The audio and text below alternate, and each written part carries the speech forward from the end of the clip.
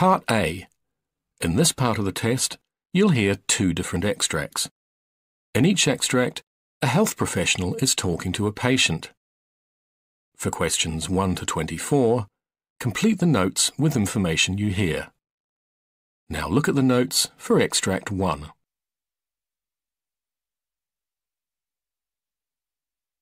Extract 1, questions 1 to 12. You hear a gastroenterologist talking to a patient called Andrew Taylor. For questions 1 to 12, complete the notes with a word or short phrase. You now have 30 seconds to look at the notes.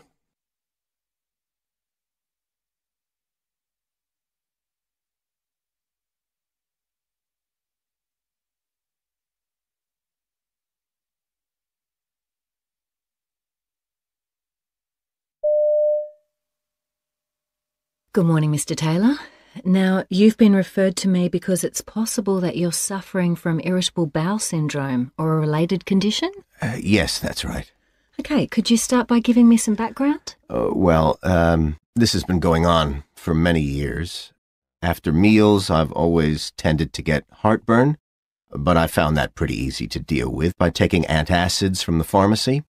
But a year ago, things suddenly got worse, and there were other problems I started to notice. The symptoms vary a lot, and they can be quite hard to describe exactly, but the main problem is bloating. I see. I need to tell you about some other things related to my stomach. Mm-hmm. Although this isn't something that happens every day, I've been suffering from constipation in the last month. In the past, I've had the opposite problem and would rush to the toilet several times a day. Mm. I just never know how I'm going to feel from one day to the next. It's the way the symptoms are so unpredictable that I hate. Mm. It's hard to plan my life. Were there any other symptoms unrelated to your stomach and bowel? Well, I have a skin condition that can flare up, and I know this could be related to irritable bowel syndrome. Mm-hmm. And the odd thing is that I often have migraines more or less at the same time as the stomach discomfort, and these can go on for days. It's strange, and I didn't at first think it was anything to do with my stomach problems. Have you noticed anything that can intensify the symptoms in any way? Well, I have a very demanding job as an accountant.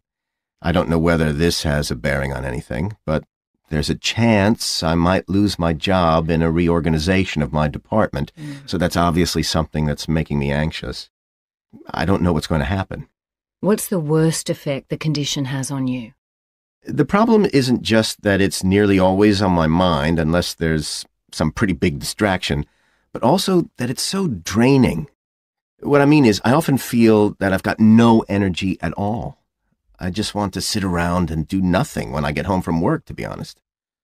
I go to bed tired, but I'm frustrated because I have insomnia much more than I ever did before. I wouldn't say I've been suffering from depression, but a condition like this can make you feel rather down. Right. And I understand that you've investigated the possibility that your diet's responsible for your condition. Can you tell me about this? I was told by a nutritionist I saw that people with irritable bowel syndrome often don't eat enough fiber. In my case, I don't feel that's an issue. I've followed the nutritionist's advice about taking more fluids during the day, especially water, and accept that in the past, maybe I didn't do that enough. It's hard to say whether that's made a difference, but possibly it's caused a slight improvement. Uh-huh. I'd read that dairy products can make things worse, so I tried cutting them out, but I wasn't convinced it made any difference. I've cut back on caffeine, though not much, actually. I also paid for extensive food allergy tests, but they didn't show anything major, so that's not an area my doctor thought was worth investigating further. What medications have you tried? Well, I took something called an antispasmodic, which my GP says helps to relax the muscular contractions which move food through the gut, but to be honest, I don't think it made much difference in my case. Have you taken anything else? Well, I've been given antidepressants, and I'm giving them a go. I wasn't sure I completely understood the reasons. Okay, well, a drug like that targets the signals being sent to and from the nerves in the digestive system. It has a calming effect on the muscles there. Mm-hmm. Do you find that this drug was effective? Yes, I'd say it was on the whole.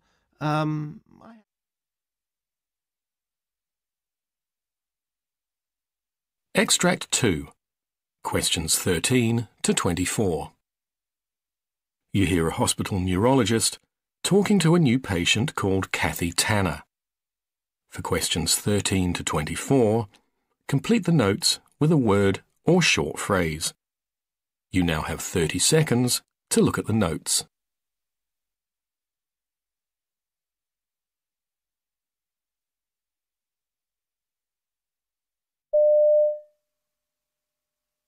Hello, Mrs. Tanner. Pleased to meet you. Hello.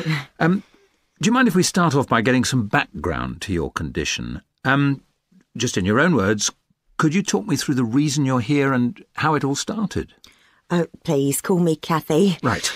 So, until 2 years ago, my husband was in the army. Right. We lived off base, and I had a job which involved a lot of driving. Mm-hmm.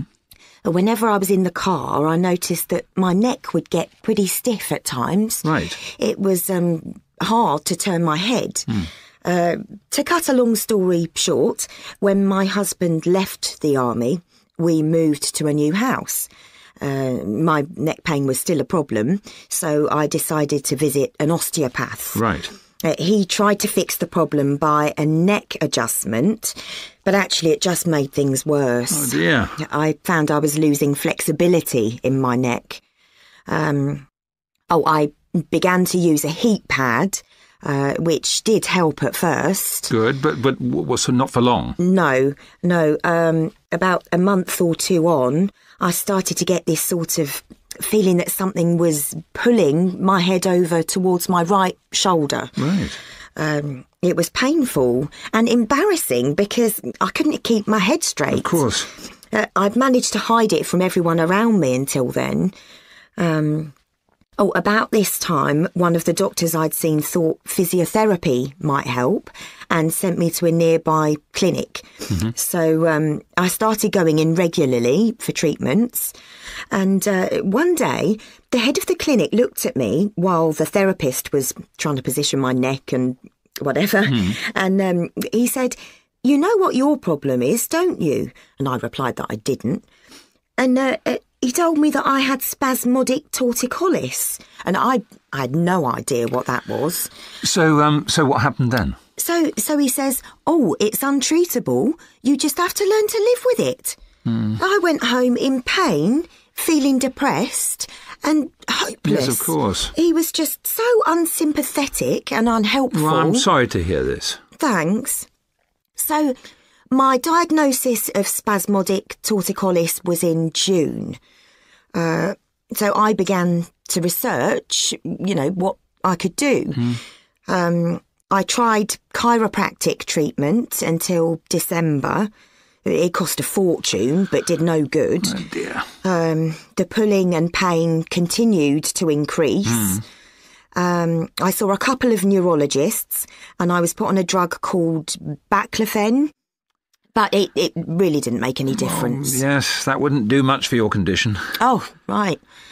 Anyway, the one really good thing I did at that time was to join a support group for spasmodic torticollis patients, so at least I knew I wasn't alone with the condition. But mostly, I just sat at home a lot. In order to get a bit of pain relief, I got myself an orthopaedic chair, and that did give me some support. Right. In November, I saw something in a magazine in the medical section. It mentioned some new treatments being done at the university hospital to treat things like spasmodic torticollis with Botox. We mentioned this to our GP, got a referral, and in December, I had the first injection in my neck. And how did the treatment go? Well, the injections really helped the pain, My head returned to almost a normal position. Right. It did give me a few problems, like problems swallowing, but that was okay. I thought I'd received a miracle cure. I was devastated when everything started to come back like before, and I went back to the hospital in May. At this time, the results weren't quite as good, even though they'd upped the dosages. I ended up having 9 lots of injections, plus the, various oral medications. So I can't remember what they were. No, it doesn't matter. But nothing really made much difference. I just got more and more confused, and loss of memory became a problem too. Just for pain relief, they ended up giving me a pump so I could give myself morphine. Finally, I saw something in my ST support group's magazine about a relatively new type of surgery being done by a local neurologist, and that would be you. So, here I am. And we will do our best to help you. Now, just a few more questions.